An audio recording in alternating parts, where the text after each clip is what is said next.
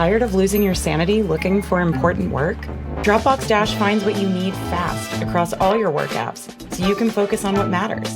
Dash means less time searching, more time creating. Learn more at dropbox.com/dash. Hey everyone, it's your girl Breeny Lee, and welcome to the Pep Talk podcast, where we have real, raw, relatable conversations with the pep talk you need. You have the power to create your future with the choices that you make today. What do you bring to the table? Baby, I am the table. Love yourself a little bit more than that, ladies. Come on. Dust settles, queens don't. And don't forget, know your worth and then add tax. Period. You cannot live with expectations because life has no obligation to fulfill your desires. You can live with an open heart, but you cannot live with expectations. So, what is a fairy tale? So we all grew up on these Disney movies. We grew up on Cinderella. We grew up on Lady and the Tramp. And in these films, they always paint a perfect picture. There's a beautiful girl, a beautiful guy. They come together, have a perfect life, and they live happily ever after. That's the fairy tale picture that we grew up listening to, watching and observing and wanting for our lives. Because why? It seemed perfect. However, realistic relationships happen something like this. One imperfect guy meets another imperfect girl. They get together based on common interests, common desires, and common life goals. Love grows within that relationship, but it isn't without flaw. They may have their fights, but they always work it out. And all throughout life, as they grow and as they change and evolve together. They have children, their children have children, their children's children have children, and then they die. And then they die, okay? That is more of a realistic story that we can live by, okay? Life is not a fairy tale, so relationships cannot be a fairy tale. Also, nobody in this life is perfect. And even if they're perfect for you, they're not going to be perfect all of the time. This is not a dress rehearsal. This is not a movie. This is our reality. And I feel like we've secretly all been indoctrinated, especially as women. We have been indoctrinated by this fairy tale idea of love, of relationships, and of marriage. We have internalized the narratives, the plays, the movies that tell us that our lives and how they work out or how they unravel in the end is actually based on a story. So when you think your life is now a story, you have to get into character. And you may be able to relate. Let's say a girl goes on a date and you're being wined and dined and you're feeling yourself and you feel like, yes, I'm that girl. But who is that girl? That girl is the woman in the movie who always gets what she wants, always gets the guy, is always the best dressed. So you now looking all cute in your dress, like you're sitting there, you got your wine in your hand and you're playing that character. It's not actually really you. You're playing that character. I think it's okay to have a little fun with that. But some women go full character mode, especially on first dates or just dating in general. They send their representative to a date and they don't show up as their full self. So when a relationship doesn't last, you're disappointed and you're back to square one because you didn't show up as your real, authentic self, because subconsciously in your mind, you're playing a character. This is not your life. You're playing a character. So the best advice that I can give anybody on a date is to literally be yourself. But until you know who that self is, you can discover who you really are. So it's not uncommon for us to subconsciously play characters in our day-to-day lives. I'll use another example. How many of us have been going through a breakup and we go to the bathroom, we look in the mirror and we're crying and we see our ugly faces crying and we cry even more? You kind of disassociate yourself at the moment and now you're looking at a person that isn't actually you but is a character. I have another example for you. Let's say you're riding on the bus and you've got sad music in your earphones and you put your head on the window and you just and you act like you're in the music video. We all do it. We all have elements of disassociating ourselves from our actual real lives, but we are real people with real lives. This is not a movie. So I personally know girls who date as a caricature of who they actually are. They so badly in their minds want to be that girl in the movie that always gets the guy, that gets spoiled with gifts and trips to Paris. So they want to be seen as someone that they are not, which is why it's really, really important to truly get comfortable with yourself and be yourself. So I quickly want to talk about image gang, and I want to talk about the truth of relationship goals, because I've been using Twitter a lot lately. Follow me on Twitter and I see a lot of things, and I'm very, very, very very observant and I just examine everything. I'm not easily deceived, that's all I'll say. But especially when I'm on Twitter, I will always see people retweet onto my timeline the pictures of the girl and the guy, perfect couple. The guy treats her for her birthday or Valentine's Day, like a million balloons, a million flowers, gifts, Hermes bags, Chanel bags, and the picture just looks so perfect. And it's kind of setting a narrative of I'm the princess and this is my Prince Charming, spoiling me, giving me all of my heart's desires. And a lot of you guys really eat it up. I see you guys in the replies, oh my God, this gives me hope for my relationship. I will never settle for less. Like, no, where is my Prince Charming? He doesn't exist. But the reason why we eat it up, guys, is because we are so used to this Prince Charming and his princess narrative. Because before time, we used to see it in the movies, we could probably see it in the magazines, and now it's so close to us that we believe it's real because they're real people. But you have to start to understand the difference between created content and curated content, okay? Most of the time, and I'm not being a hater, I promise you guys, a lot of people that want to get like the picture perfect shot, they will think about the picture and not the reality of the situation, right? They want the look, so they'll get everything looking pretty because they're thinking, oh, I'm gonna post this on Twitter, this is gonna get retweets, this is gonna get likes. They're thinking about the end product of the attention as opposed to the real reality of the matter. Basically, they want it to be picture perfect, not just to be perfect for the girl's sake, but for the pictures, okay? And most of us live for the gram, we live for the retweets, we live for the approval of others. And I must admit, when we see these photos, they do look great. There's no denying that this narrative that they're selling us looks attractive. Let's be clear. It is very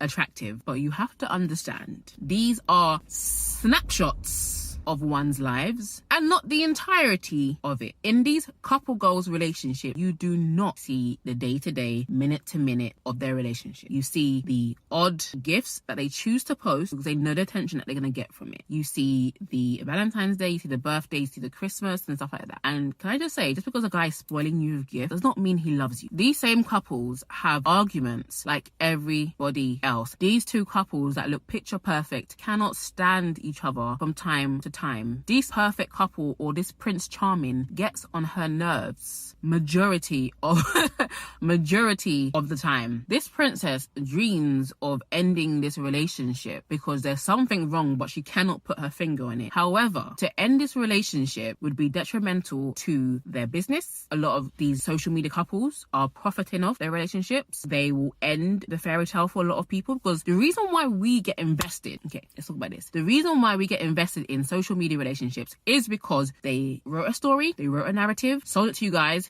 bought it. So everything that they curate has to feed in to the narrative that they have created so you continue to believe it. But what happens when that narrative in real life has now changed and they can't even act anymore, they can't even hide it anymore? That's why you see a lot of your faves breaking up and you say, oh my God, if their relationship can't last, what about mine? Their relationship was never perfect to begin with. Their relationship just looked perfect, okay? And if you've been following me for a considerable amount of time, you will understand when I always say what it looks like isn't always what it is. I always tell you guys this, not because I want to be a bearer of bad news, not because I'm depressing, not because I even envy anybody that shows this kind of life, but because I want you guys to have a realistic view of life. I operate in a social media world, so I see everything. A lot of you guys don't have the chance to see that. So when I tell you guys these things, you have to understand that it's for your benefit.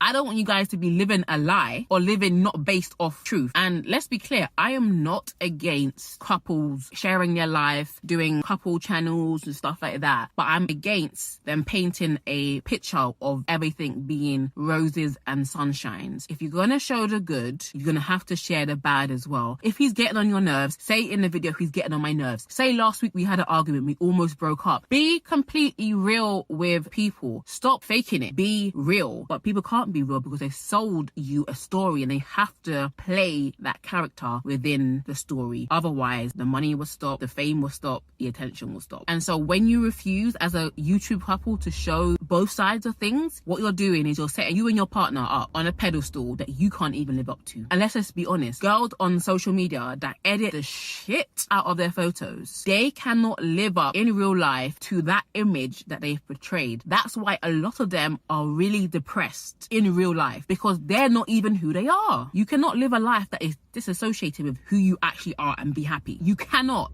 In psychology, they call it cognitive dissonance. I think that's what it's called. If not, I'll check it. I'll put it there. But you cannot live a life that's not true, period. And that's why I like couples, not to pick out anybody or not to shame anybody, but I really love couples like Mike and Patricia. We all know they're together. We all know they're married. We all know that they're in love, but they don't shove this narrative down your throat. You just see them living out their real life. There'll be times when, like, Patricia's like, oh, go away, kind of thing. And it's just normal. Just be normal. You don't have to prove anything to anybody. And those who aren't showing their relationship 24/7 are probably the happiest. So don't get that twisted. Just because someone's constantly showing their relationship does not mean that they're happy. Like, some couples are really trying to force a narrative down your throat of perfection, and it's kind of creepy. But what's even more creepy is some of you guys who eat that shit up, like pumpkin pie.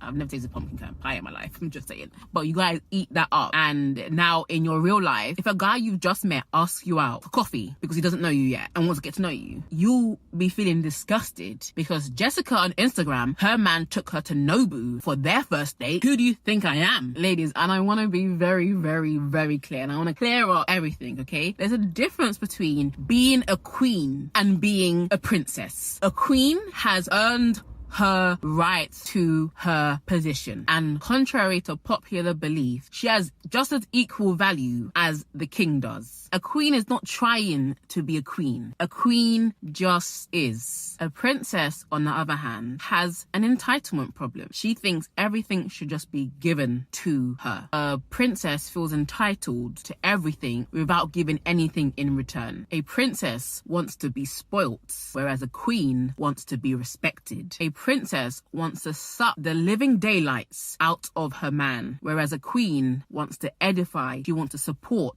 her man. Which one are you? Are you the little princess or are you the queen? All I'm saying is, if we're gonna play characters, can we please play the queen instead? The queen is equal to her man, whereas the princess is always looking for a come up, what she can get out of this guy. She wants to be a sugar baby and she needs a sponsor, not a man, a sponsor. And I have to say this, like when I tell you guys that you got the prize, there's a difference between having standards and thinking that men owe you something. Nobody owes anybody anything, period. But if you're worth it, your man will give you everything you need, not want, need, without you having to ask him for anything. I always hear guys say the girls that I want to give everything to are the ones that don't expect it, the ones that don't demand it. And when I was single and I used to hear my sister's husband say that about my sister, I was thinking like, ooh, I'll be acting like I need that shit. I'm joking. I'll be acting a bit entitled still. That's probably why I don't be getting anything. But yeah, the hottest girls are the ones that act like they don't need anything. Like they good by themselves, but they're still open to that man's presence, you know? At the end of the day, value recognizes value, and value does not beg to be recognized. And the reason why we have so many expectations on relationships on the opposite sex is because we want that person to do all these things that we expect, because our expectations are linked to our happiness. But nobody can make you happy. That is your responsibility. The thing about expectations is that if they're not fulfilled, they'll make you crazy, because they're triggering that selfish desire within yourself that says, gimme, gimme, gimme, gimme, gimme. You expect your man to read your mind without you communicating anything. You expect your man to drop everything that he's doing and come and hang out with you and your girlfriend. You expect your man not to say the wrong thing at the wrong time at all. You expect your man to meet every emotional need, every desire, every want, everything that you want your man to give it to you. This is an expectation. This is princess performance. And the truth of the matter is, there's no such thing as "and they live happily ever after." That's what they say in the movies. That's not what happens in real life. There is no happy ending unless you both actively work on it. And I never want to get to a point where I start behaving like just because I met the one, that everything magically is going to be perfect. Just because you're with the right person does not mean you don't have to do any work. Good relationships don't just happen. They are built very carefully and very intentionally. So every time me and my partner have a disagreement, it takes a lot of strength to humble myself, go to him, apologize, and ask him how I can do better, and actively take steps to actually doing better. Not just apologizing and doing the same thing again, but actually being conscious the next time you're in a similar situation to act differently. And the reason why relationships are hard is because it's hard work to be humble. We are naturally inclined to want our own way, to do things the way that we want them to be done. Relationships are hard because people are hard work. And the reality is, relationships are not for fairy tale believers. They are for people that are realists, that understand for better, for worse, for richer, for poorer. Poorer? Doesn't sound like a fairy tale. You gotta be rich all the time. Doesn't sound too fairy tale now, does it? For sickness and health. Sickness? I didn't sign up for that.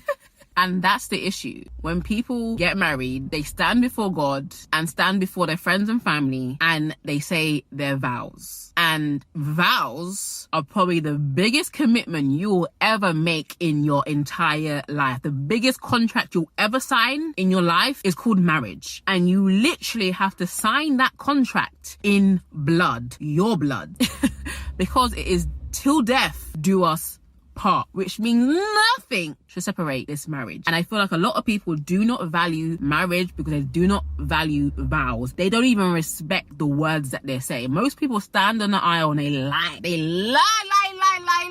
They lie. They're like, I'll always love you. I'll always protect you. I'll always be nice to you. Lies. Because the next day, when he pisses you off, you're like, what did I do? I made a mistake, child. Yeah, you didn't make a mistake. You married a human being and not a character from a movie. But the problem is, nowadays, it's not till death do us part. It's till the love runs out. Oh, I fell out of love with her. Oh, I fell out of love with him. You do not fall out of love because love is a commitment. What happens is you just stop doing the thing that you vowed to do. You stop communicating. You stop saying I'm sorry. You stop being kind to one another. You stop humbling yourself. You stop putting another person before yourself, and now you put yourself before the other person. You start to compare your marriage to somebody else's or Susie's or Sally's, and you start to think that the grass is greener on the other side. The grass, sweetie, is not greener on the other side. It is green where you water it. Now, on the flip side, do not get me wrong. There's absolutely reasons to divorce somebody. Abuse, multiple cheating, disrespect, all that kind of stuff. There's definitely grounds for divorce. And that's the reason why a lot of people will stay in a marriage like that, because they want their happy ending. They want their happy ever after. They want their perfect family. They want to play happy families even though they aren't happy. But the truth is, trying to save a fundamentally flawed relationship for the sake of the kids is basically like trying to re-glue your hair back to your scalp after it's literally fallen out. You're not fooling anybody. Let it go. The fairy tale is dead because it never existed in the first place. So, am I saying that you cannot have your own version of Prince Charming? Am I saying that you cannot have a happy relationship, a happy marriage? No, but we do have to be realistic about relationships. Sometimes it's sunny for 5 months straight and it is beautiful, not a cloud in the sky. But maybe the next 1 or 2 months, it is raining non-stop. That is called seasons. That is called England.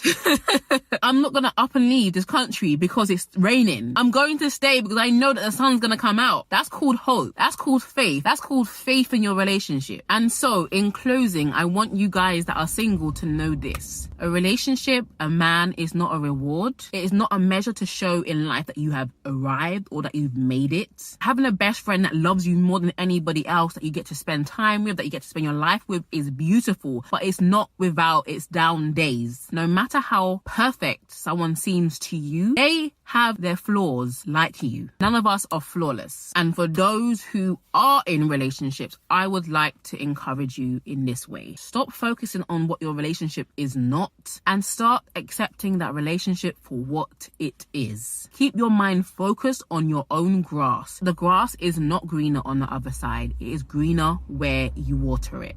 Comparison is the thief of your own joy. Stop comparing your relationship to anybody else's. It is unique, it is different because you're unique and he's unique. You both unique and your relationship is different. There's no two identical relationships in this world, period. Do not believe the lies that you see on social media. Nobody is that happy, and that's okay. We need dark days to really appreciate the light days. And just because you are on chapter 14 and chapter 14 is a dark day does not mean the sun will not come out in chapter 15. The real test of character is how you power through the dark days, how you power through the light days, and the person that you become in the process of it all. And that person will be precious and that person will be beautiful. Well, thank you for listening to this episode of the Pep Talk podcast. It would mean so much to me if you can leave a review, rate this episode, and I will see you in the next one. Stay fabulous, ladies.